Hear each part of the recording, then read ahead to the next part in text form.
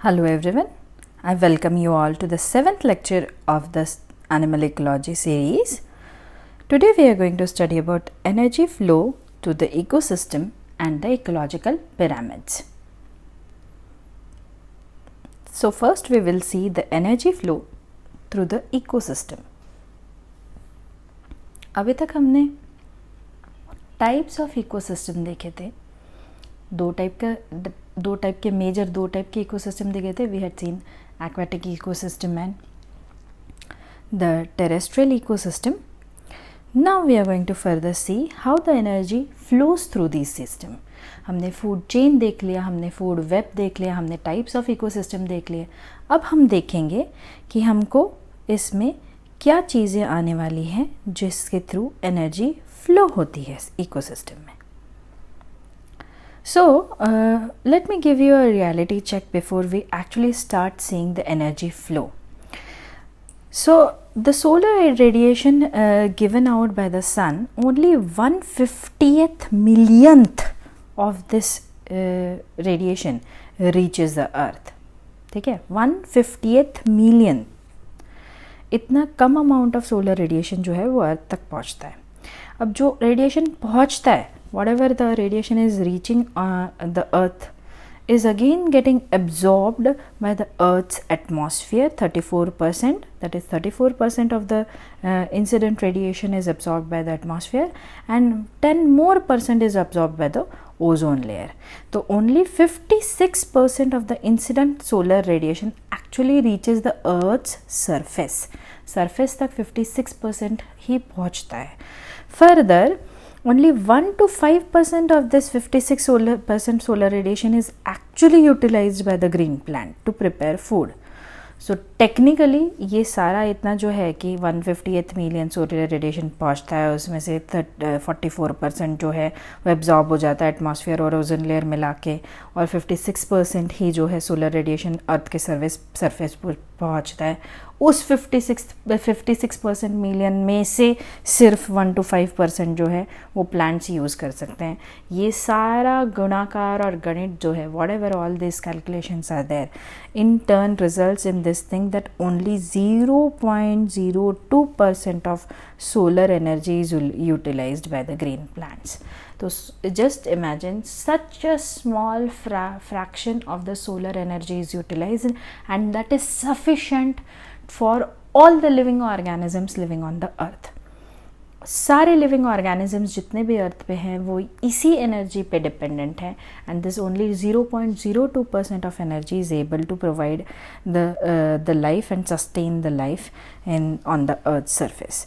Now I will define the energy flow. The transfer of the utilized energy through trophic levels is called as energy flow. Obviously the term says flow, that means it will be flowing. So what is flowing? The energy is flowing. Energy is flowing from where to where? It is flowing from each trophic level. मतलब first trophic level से second से third and so on. Okay, so the energy flowing through an ecosystem can be diagrammatically represented. तो सिर्फ ये ऐसा नहीं है, it can be diagrammatically represented. Okay, now you can see a diagram over here. This is an important diagram in terms of when we study the energy flow in the ecosystem, and you have to remember and I will suggest you all to note down the things which I am going to tell you, because I am going to tell you all the denotions, and I want you to write it down while I am explaining it to you. I will be explaining it a little bit slowly so that you can note it down, and if you are not ready with the pen and paper, you can pause the video, have your things ready, and then you can listen further. So although this diagram may look initially difficult to you or complicated to you, I'll just explain. I will use different colors so that you can identify different regions. Now in this region in this diagram shows the input of energy, light energy. सन से आने वाली energy हमको इस reason पे दिख रही है. Fine. Green plants, that is producers. ये जो बॉक्स है that is showing producers. Okay, this box is showing first primary consumers, and further this is showing secondary consumers, that is carnivores, and further जितने बढ़ते जाएंगे trophic level ये आगे आगे बढ़ते जाएगा. अब देखिए what is happening. The total light energy, I'll just explain you. I'm removing the colors so that you can see the written part. Okay, so this is the incident radiation, this is the green plants,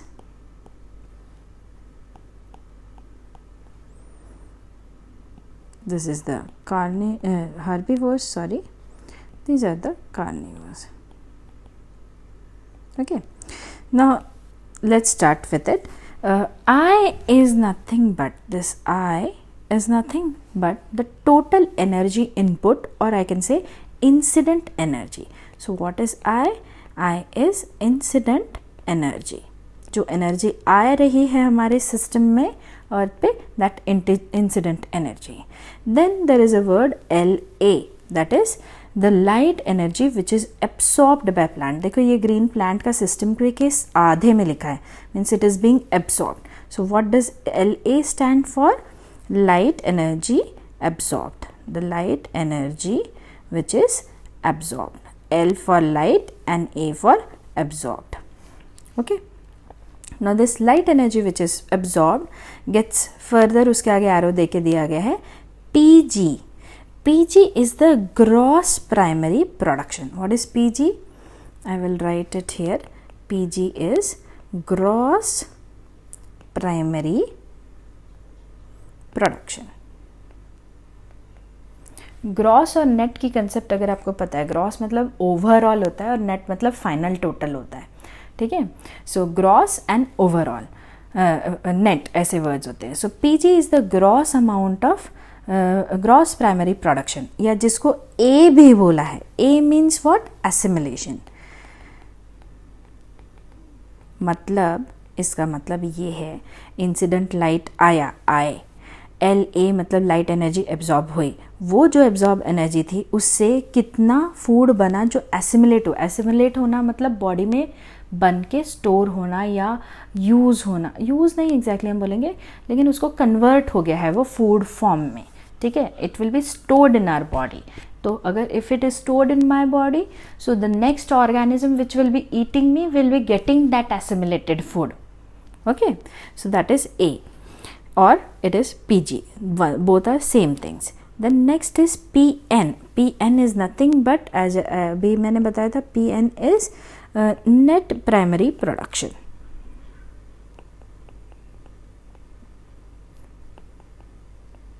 अब ये net primary production क्या है मैं explain करती हूँ. उससे पहले मैं एक्सप्लेन करूँगी R. R is nothing but, R is nothing but the respiration. Oh, all the things are gone. R is nothing but respiration. Okay, so I was incident energy, LA was light absorbed, PG was gross primary production, A was assimilation, PN was net primary production and R stands for respiration. तो देखिए यहाँ पे अगर आप देखोगे, इस अगर image को देखोगे तो ये जो लाइन बॉक्स बनाया है प्लांट के लिए, इस लाइन बॉक्स में आप देख सकते हो एक ये आउटलेट है जिसके सामने लिखा है हीट. तो कुछ पार्ट हीट में जो एनर्जी एब्सॉर्ब हुई थी, ये जो लाइट एनर्जी इतनी एब्सॉर्ब हुई थी, उसमें से कुछ पार्ट जो है वो हीट के थ्रू रिलीज हो गई है. फिर थोड़ा सा पार्ट, थोड़ी सी एनर्जी जो है वो रेस्पिरेशन में लग गई है. तो पीजी या फिर जिसको हम एसिमिलेशन बोल रहे हैं, इसमें से रेस्पिरेशन वाली एनर्जी हम निकाल देंगे तो हमको मिलेगा PN. ठीक है, सो ये PG और A में से रेस्पिरेशन वाली एनर्जी निकाल देंगे. देखो इसके आगे दिखाया गया है ये, इसके आगे दिखाया है ये, तो हमको मिलेगा PN. अब ये जो नेट प्रोडक्शन है इस पर्टिकुलर सिस्टम का, ग्रीन प्लांट्स का, that will be available further for herbivores, but that is not also completely available. इसमें से और चीज़ निकल जाती है, that is NU. What is NU? The energy which is not used. Energy not used. Okay, energy not used में क्या आएगा actually मैं बताऊँ क्या आपको? अब जितने प्लांट्स हैं उतने सारे प्लांट्स कोई खाता तो नहीं है ना. Okay, so that energy is lost, so that is NU. So Further, the next trophic level, that is herbivores or primary consumers, comes the next. ये primary consumer आ गए. अब प्राइमरी कंज्यूमर में again the I is there, that is उनके लिए जो incident है. NA उसमें आता है एनर्जी इज नॉट एसिमुलेटेड. ठीक है, NA stands for, I write it over here, NA is energy which is not assimilated.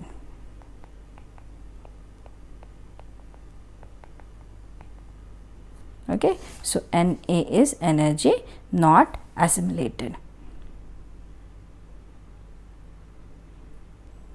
Fine.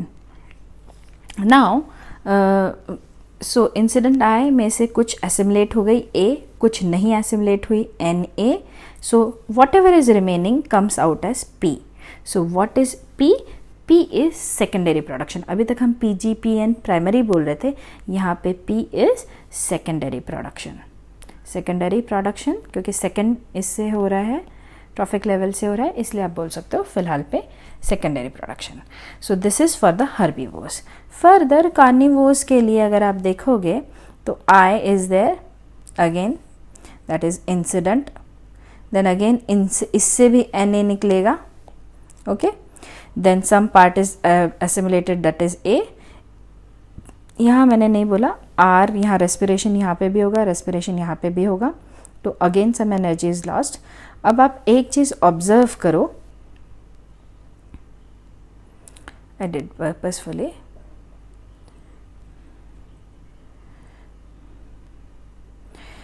अब आप, मैंने सब चीज़ें हटा दी, आप एक चीज़ ऑब्जर्व करो सबसे इम्पोर्टेंट, कि ओहो ये इंसिडेंट लाइट का यहाँ पे, I will show you white one now, may be not white, yellow. Incident light जो था उसकी क्वांटिटी देखो कितनी थी, फिर वो कम हो गई प्लांट्स में, फिर प्लांट से निकलने वाली और कम हो गई, फिर देखो ये प्राइमरी हर्बीवोर्स से निकलने वाली और कम हो गई, फर्दर कार्निवर्स से निकलने वाली और कम हो गई, और जैसे जैसे आगे जाते जाएंगे कम होते जाएगी. If you want to understand, just see the bottom of the figure, you can see the incident, these numerics are in they are nothing but they are representing the kilocal per meter square per day. Energy का ये कितनी energy है उसके बारे में हम ये बता रहे हैं कि दी 3000 किलो कैलोरीज, लाइक इधर ये बोलेंगे अगर हम तो 3000 kilo calories per meter square of area per day में इतनी 3000 किलो कैलोरीज इंसिडेंट है. रेडिएशन एनर्जी की बात कर रहे हैं हम इसलिए. सो 3000 किलो कैलोरीज ये इंसिडेंट रेडिएशन है, उसमें से 1500 एब्जॉर्ब होती है. उस 1500 में से सिर्फ 15 जो है वो नेट बोल के रिलीज हो गई है. ये प्राइमरी नेट प्राइमरी प्रोडक्शन कितनी है, 15 ही है. उस 15 में से जो सेकेंडरी प्रोडक्शन है ये P, दैट इज 1.5. फर्दर ये P3 P2 हम इसलिए बोल रहे हैं, ये P है, ये this is P2,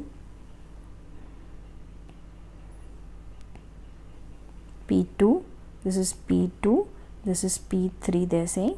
Okay, so P2 सिर्फ 1.5 है और P3 सिर्फ 0.3 है. तो अगर आप देखोगे herbivores are getting, these are herbivores are getting more energy as compared to carnivores. So 3000 incident energy है तो एब्जॉर्ब 1500 ही हो रही है सिर्फ उसमें से 15 ही नेट प्रोडक्शन है प्लांट्स का, उसमें से 1.5 है नेट प्रोडक्शन हर्बीवोर्स का और 0.3 है नेक्स्ट प्रोडक्शन कार्निवोर्स का. अब यहाँ पे ध्यान ये देना, जब हम बात ये करेंगे कि कितना एनर्जी प्लांट्स को मिला 1500 किलो है, उल्टा देखना यहाँ 1500 किलो कैल. कितना एनर्जी हर्बीवोर्स को मिला 15 किलो कैल्स. ठीक है, कितना एनर्जी कार्निवोर्स को मिला 1.5 किलो कैल्स. कार्निवोर्स कौन से, फर्स्ट वाले टॉप कंज्यूमर्स नहीं, उसके आगे वाले अगर आएंगे तो फर्दर उनको 3.3 मिलेगा एंड लाइक सो ऑन. सो जितने ऊपर ग्रेड में जाता है, एपेक्स की तरफ जाता है ऑर्गेनिज्म, उतनी कम एनर्जी उसको मिलती है. I hope you have understood this diagram clearly because this is very important. Let's proceed ahead and see about the ecological pyramids. Okay, now ecological pyramids, what is ecological pyramid? It is nothing but the graphical representation of successive trophic level of an ecosystem. एक ecosystem के जो trophic levels है उसको successive मतलब एक के बाद एक अरेंज करके हम दिखाते हैं ट्रॉफिक लेवल्स को, जैसे 1 2 ट्रॉफिक लेवल 1 2 3 4 करके, ठीक है, और इसको हम क्या करते हैं, ग्राफिकली रिप्रेजेंट करते हैं, ठीक है. So this is called as ecological pyramid. It was first used by Charles Elton in 1927 and in an ecological pyramid the producers occupy the position at the base and the top consumers occupy the position at the apex generally, ठीक है. Majority maximum types of pyramid में producers जो हैं वो base पे आते हैं और टॉप कंज्यूमर्स जो हैं ये एपेक्स पे, एपेक्स मतलब टिप, पिरामिड का टिप जो रहता है उधर रहते हैं टॉप कंज्यूमर्स और बेस जो रहता है वहाँ पे रहते हैं क्या, प्रोड्यूसर्स, ठीक है. Now there are 3 types of ecological pyramids. 3 तरह हैं ecological pyramids के, based on number of organisms in an ecosystem. एक ecosystem में कितने नंबर ऑफ ऑर्गेनिजम्स हैं हर लेवल पे, हर ट्रॉफिक लेवल पे नंबर कितने हैं उसके बेसिस पे. देन अमाउंट ऑफ बायोमास के बेसिस पे, बायोमास मतलब ड्राई वेट होता है ऑर्गेनिज्म का, ठीक है. वाटर निकाल देंगे तो जो वेट रहेगा that is dry weight, biomass हम बोलते हैं, ठीक है. And lastly in terms of energy. So these are the 3 criteria जिसके बेसिस पे इकोलॉजिकल पिरामिड बनते हैं. Number one is the number of organism, number 2 is the amount of biomass, and number 3 is the energy. So let's see the 3 types of ecological pyramid. So first one, that is pyramid of numbers. So you can see the 2 types of ecosystems which we had seen, pond ecosystem and forest ecosystem.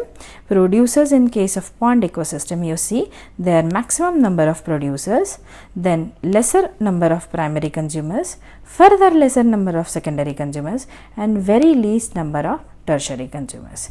Whereas in case of forest ecosystem अगर हम देखेंगे producers की quantity कम हो जा रही है as compared to क्या, as compared to the primary consumers. यहाँ ऐसा क्यों हो रहा है, हम बोल रहे हैं क्योंकि ये पिरामिड ऑफ नंबर हैं.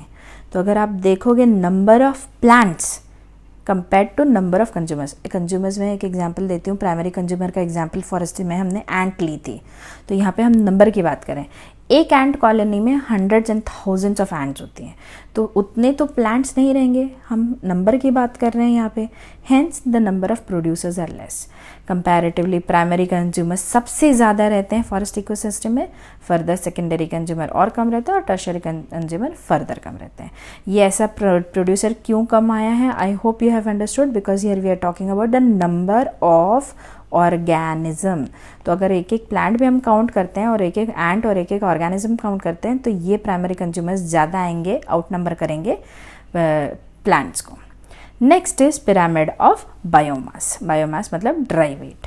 सो पॉन्ड इकोसिस्टम में प्रोड्यूसर्स का ड्राई वेट सबसे कम होता है. क्यों? क्योंकि इसमें फाइटोप्लैंक्टन्स मेनली आते हैं, तो जब इनका वेट हम लेंगे तो इनका वेट नंबर भले ही ज़्यादा आ रहा होगा, लेकिन वेट जब हम लेंगे क्योंकि बहुत छोटे ऑर्गेनिज्म से इनका वेट बहुत कम आएगा, ड्राई मास बहुत कम आएगा, बायोमास बहुत कम आएगा. That's why they have the least amount of numbers. Then further increase होते हैं थोड़े हर्बीवोर्स और कार्निवोर्स, सबसे ज़्यादा फिशेस वगैरह बड़ी रहती हैं, सो ड्राई मास इनका ज़्यादा आता है. दिस टाइप ऑफ इकोसिस्टम और this type of graph pyramid is called as inverted pyramid. उल्टा है, अगर आप देखो ये वाला देखो और ये वाला देखो, ये एग्जैक्टली फ्लिप्ड ऐसे लगता है, उल्टा है. फॉरेस्ट इकोसिस्टम में बायोमास के हिसाब से प्लांट का बायोमास सबसे ज़्यादा है, क्योंकि चींटी इतनी सी है, प्लांट उतना है, पर नंबर में चींटियाँ ज़्यादा हो जाती हैं, लेकिन वेट बायोमास में प्लांट्स ज़्यादा हो जा रहे हैं, ठीक है. So biomass of plants are more, producers is more, compared to that herbivores are further less and carnivores are further less. And lastly the pyramid of energy. Energy हमने अभी देखा, प्रोड्यूसर्स को 1500 मिल रही थी, प्राइमरी कंज्यूमर्स को 15 मिल रही थी, secondary consumers को 1.5 मिल रही थी, प्राइमरी कंज्यूमर्स को 1.5 मिल रही थी, सेकेंडरी कंज्यूमर्स को नहीं, मैंने पहले ही सही बताया था, इधर 15 मिल रही थी, इधर 1.5 मिल रही थी, और टर्शरी कंज्यूमर्स को 0.3 मिल रही थी। सो एनर्जी देखिए प्रोड्यूसर्स की ज़्यादा है, कंज्यूमर्स की उससे कम है, सेकेंडरी कंज्यूमर्स की उससे कम है, टर्शरी की एकदम कम है। So that is all about the energy pyramids. If you have any doubts and queries, please feel free to contact me through WhatsApp, email or my blog. There is a compulsory assignment which you have to appear for through this link. Thank you.